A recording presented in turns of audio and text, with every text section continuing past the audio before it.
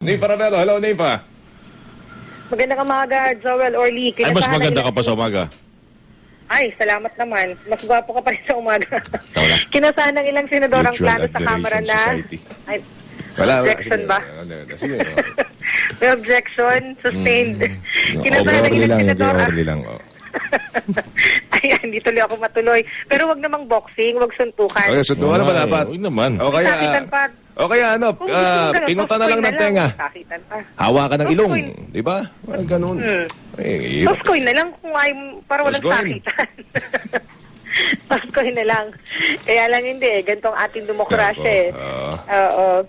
Anyway, kinasahan ng ilang senador ang plano sa Kamara na ipa-impeach ang 8 maestrado ng Korte Suprema na nagpatigil sa pagbusisi sa dollar accounts ni Chief Justice Renato Corona. Sinabi ni Senator Franklin Drilon na eksklusibong kapangyarihan ng Kamara ang pag-impeach at tungkulin naman ng Senado ang pagsasagawa ng impeachment trial. Ayon din kay Senator Alan Peter Cayetano, obligasyon nilang mga senador na maging handa sa mga paglilitis gaano man kadami ang i-impeach ng Kamara. Kay Senator Ralph Recto, alangan ito sa pagnagkataon ay walang katapusang impeachment trial dahil may tuturing itong persecution ng buong judikatura at maapektuhan na ang trabaho nilang gumawa ng batas. Ganun pa man, sinabi ni Recto na hindi sila maaaring umatras magkaroon man ng mahabang pila ng lilitising na maestrado ng Korte Suprema.